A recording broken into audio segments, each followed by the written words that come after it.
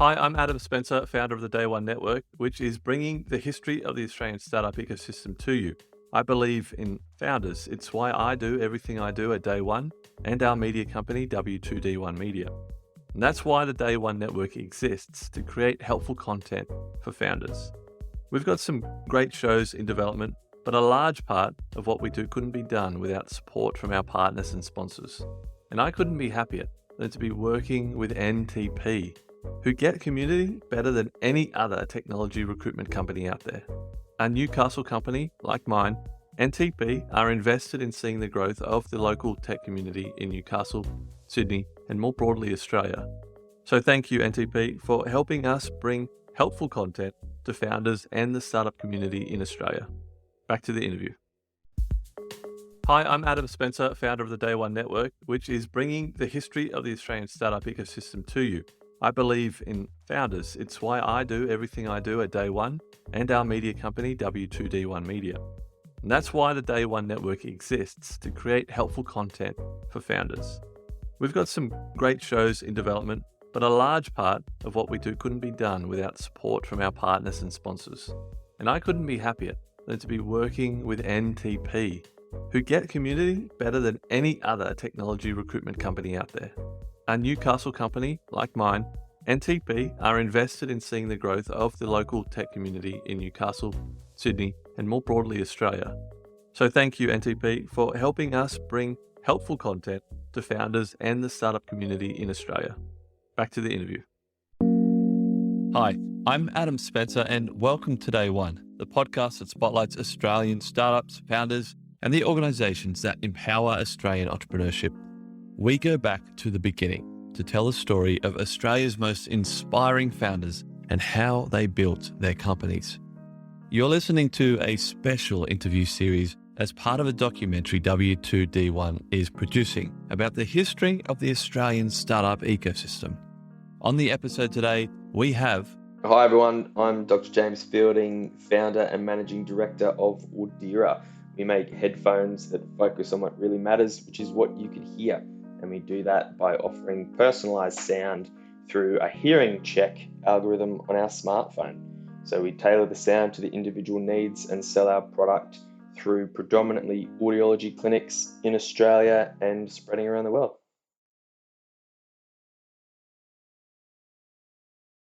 I want to just try to pick up where we were just then before I hit record.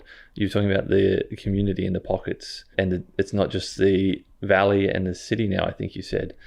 Can we just try to pick up there and what you were talking about? Yeah, absolutely. I think what has changed over the last 5 or 6 years since we were entering the system. So we were starting to muck around during medical school, which was kind of in the early 2010s, and graduated 2015 and started these 5 companies that we kicked off. And back in the day, you were either in the city or you were in the valley, and that was that. And if you were anywhere else, then you weren't really on the map. And what's happened over the last 5 or 6 years is these little pockets have opened up, these technology parks. There's been local government ones, state government ones, lots of people trying to create an avenue for people to bring their ideas to life. And that's been backed by a lot of really cool real estate changes and reclaiming of territory in these little pockets.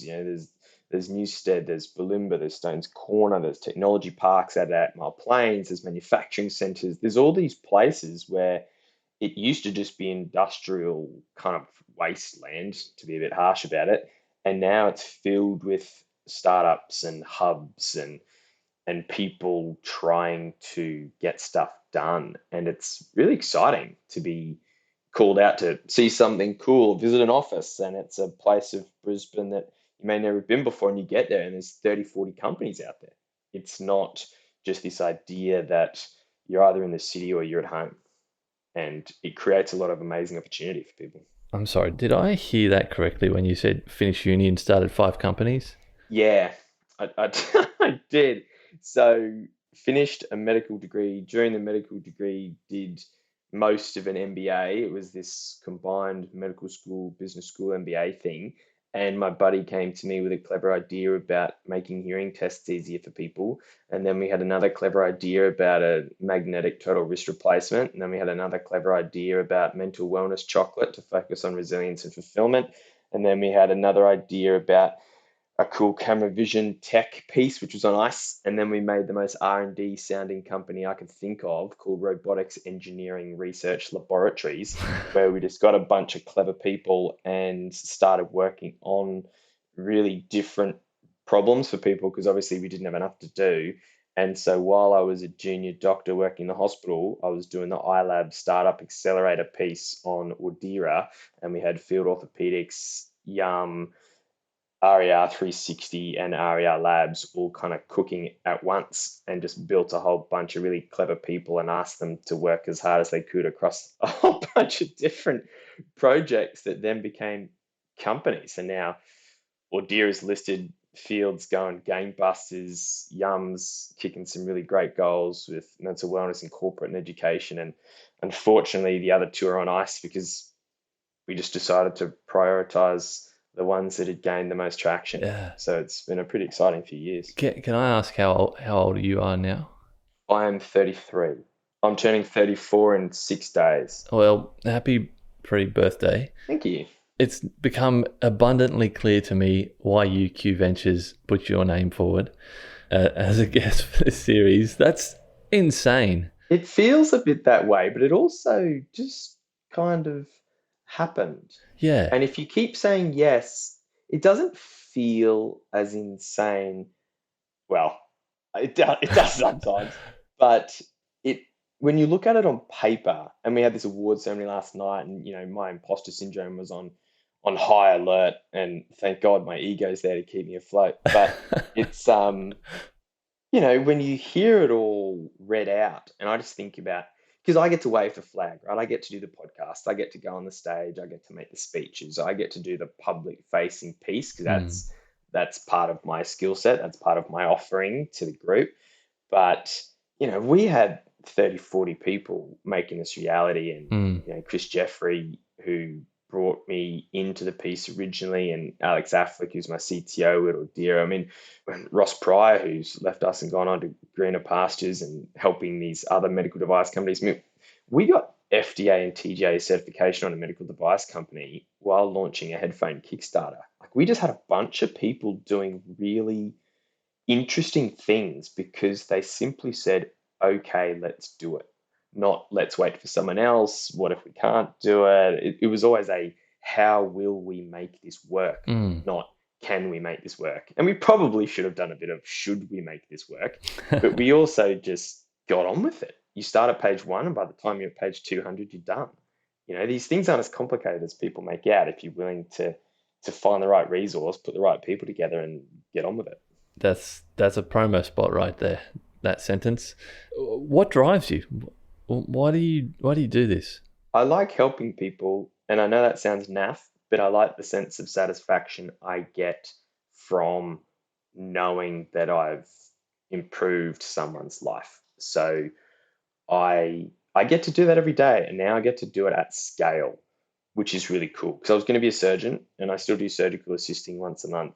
I've got surgery tomorrow morning actually, which I love. See a problem, fix a problem, go home. It's a truly gratifying experience, and it gets me out of bed every day. I treat every single one of our customers like they are one of my family because most often not in the first few years they were, and people would never know. And it created this really amazing culture because if there was a customer writing in or if there was someone engaging with our companies, people had to be damn sure it wasn't one of my uncles or aunties, and it sets this really great foundation for that's how you treat people. Because if they have a problem, you will solve it. And if you look at the, tens of thousands of people whose quality of life will improve with the headphones now, which is really gratifying. And there's like government support in that space. We're supporting veterans, we're supporting the hearing impaired, we're supporting kids with autism struggling to do homeschooling because it's all laptop based and they have hearing impairment and signal noise ratio issues, so we can fix those problems. And then we get these heartfelt emails from parents, and I don't believe in altruism. I think there's always a driver for this, and the driver for me is how good it feels. And I own that. I love that feeling of someone saying, "Wow, this has changed my life. Thank you." That's why I get out of bed. We're going to skirt around the outsides of the Audeara story, but the Welcome to Day One podcast, we normally do founder stories where we kind of dive deep into the whole story of the startup, and I'd love to do that with you at some point. Sure. To stay on track a little bit here with this documentary we're trying to create about the Australian startup ecosystem, when would you say you've very first got exposed to this startup ecosystem? Was it through iLab? Was that the first touch point?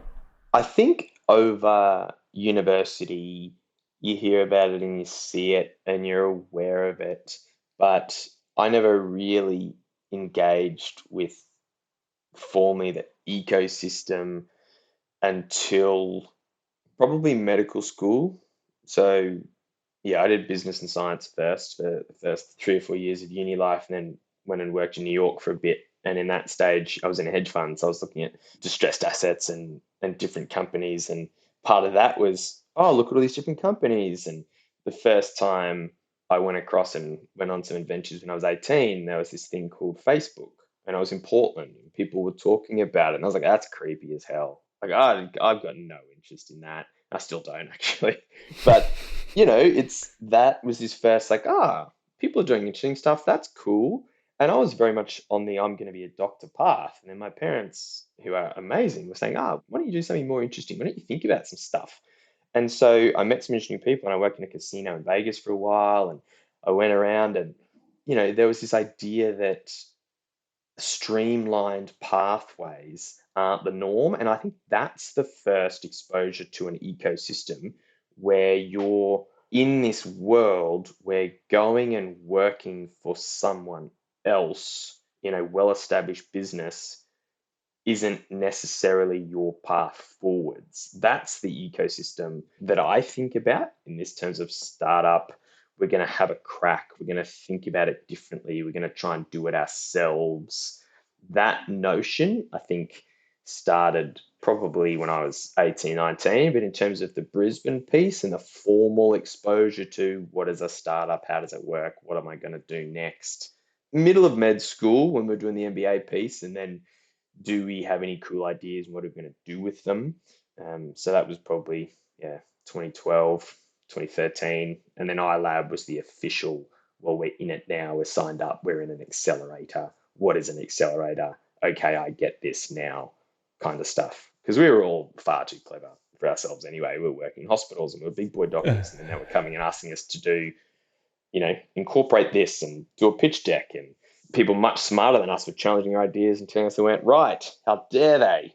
And then that's when we knew that there were all these really cool people that were going to change how we were going to live our lives. And we just never looked back.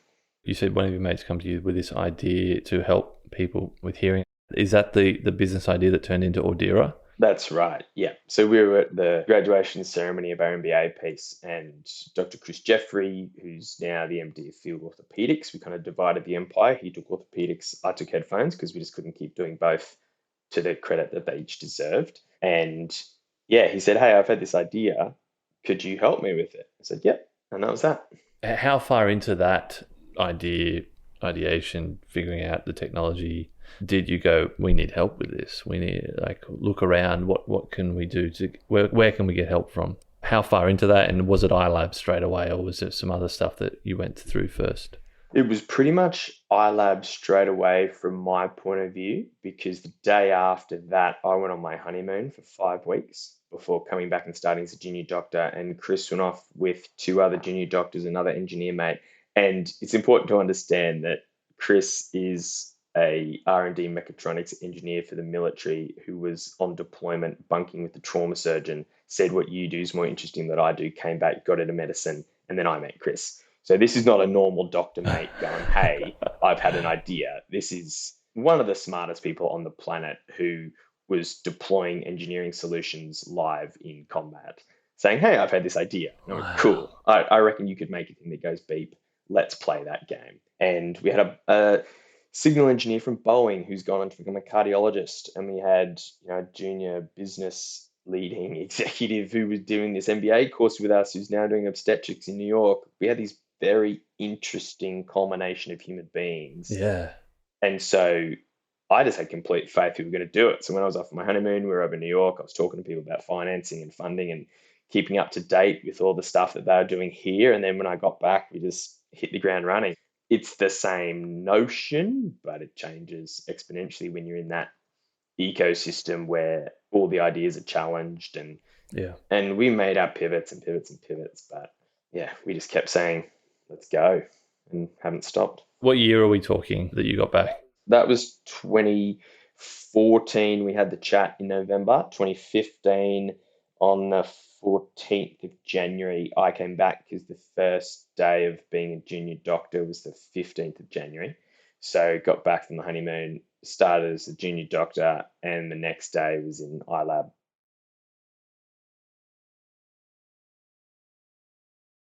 So 2015, apart from iLab and UQ Ventures, looking around the Brisbane landscape, what else was visible to you in terms of community and support infrastructure to help startups and founders? Well, the Innovation Nation piece had just kind of kicked off. So there was a lot of talk around startups and funding and these R&D grants and bits and pieces. So there was kind of a looming government piece. And the I don't think the Office of the Chief Entrepreneur in Queensland had started just at that point, but it was kind of the next year that that kicked off.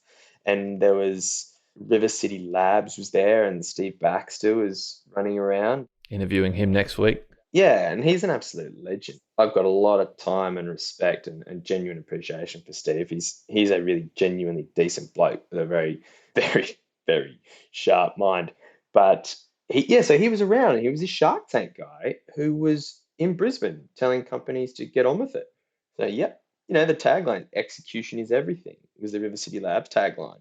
And then that got incorporated into this central kind of precinct thing in 2016, I think. So for the 2015 years, iLab, we were kind of doing our thing, and there were a few other pieces that were coming along as well. There was Little Tokyo 2. There were these kind of workspaces that were kicking off, and it was a really interesting time to be in Brisbane with all these pockets that we're talking about at the beginning that were starting to take shape. So when we were out and about and doing funding pitches and doing all these things, it felt like it was a normal thing to be doing, which I think is very important when you're taking huge risks and changing your life entirely. There was this idea that it wasn't nuts. It was a cool, exciting thing to be doing. It wasn't a scary, what will we do next thing to be doing. Talking about present day now, what are some of the gaps that you observe either in the Brisbane, Queensland ecosystem or nationally? Like where can we improve? The one that everyone always talks about is this mid range between couple hundred grand high net worth seed funding and the kind of 10, 20 big boy rounds. This kind of 500 grand to 5 mil piece is a big area of enormous opportunity that I think is currently being underserviced, as well as the impact space. I think we've got huge capacity for impact investing, and that's come an awfully long way, but people still don't really know what it means. I think a lot of investors want to be part of it. And we're very lucky that our seed investor who backed all five of our ventures was an impact investor without really knowing it. And now we've got labels for it, this profit for purpose piece with a long-term view, I think is is interesting, as well as supporting what Australia seems to be very good at, which is high tech style platforms, as well as obviously hardware. In our world where we make devices, hardware is hard, and a lot of investors really shy away from that. They want the next Canva, they want the next Atlassian, they want this big kind of SaaS, immediately globally scalable models, which make perfect sense.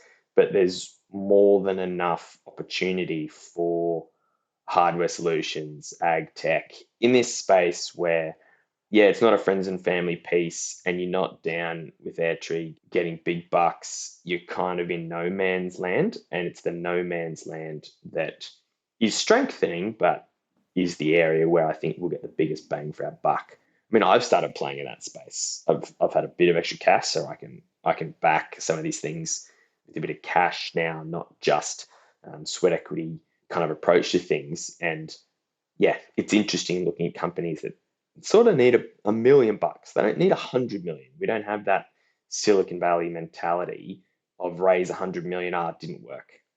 That's just not an Australian way of doing things, which I have a lot of respect for.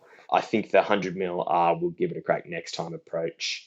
It just doesn't suit the way we like to get things done. And so it leaves people in limbo a bit. And there's some work to do there.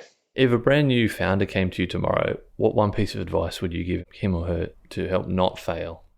Actually do it is the one thing I say. You have to actually do it. Planning it and thinking about it and doing all of the different elements and breakdowns and stuff, at some point, you've got to actually do it.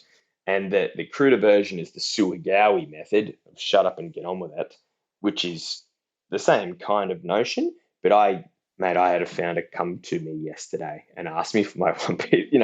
I said, well, you've got to actually do it. Because if not you, then who, right? So get on with it. Yeah, I love that. If you've got a problem worth solving, solve it. With these last few minutes that we have, I want to just leave the floor open for you to talk about just whatever's on your mind, keeping in mind that what we're trying to do here is create a documentary that is going to accurately tell the story of the Australian startup ecosystem and how we got to where we are. We want founders, investors, academics, and policymakers, everybody really in the startup community to listen to this series. What do they need to hear? What do we need to be talking about maybe that we're not? I think we need a resounding confidence in the fact that Australians are as smart, as talented, as hardworking, and as capable as any people on the planet, and you don't need to leave to make it work. You need to stay and back your own people to get it done and prove that we deserve to be on a world stage. And that mindset, I think, will change the way we approach a startup ecosystem. This idea of backwards parochialness, I think, is just complete rubbish. I think we're the smartest people on the planet. There are people just as smart, sure, but there aren't any smarter.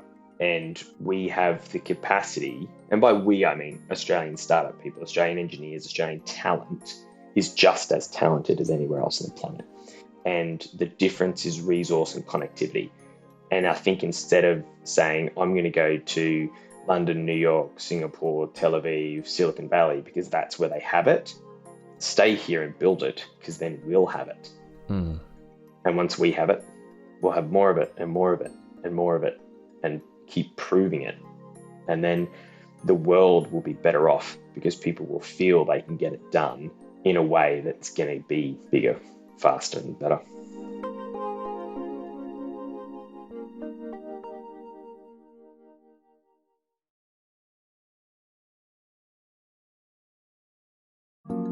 I hope you enjoyed that interview. More interviews are on the way. Follow the podcast wherever you're listening right now. Stay tuned for more interviews with many, many more amazing people from the Australian startup ecosystem. Thanks for listening and see you next time.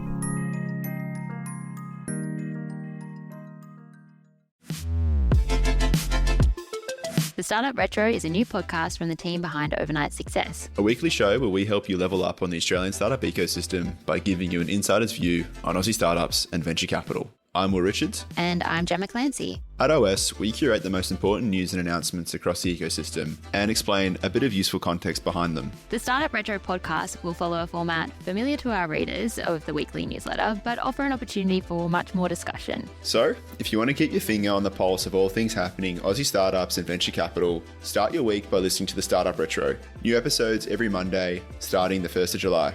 The Startup Retro is brought to you by Day One, the podcast network for founders, operators, and investors.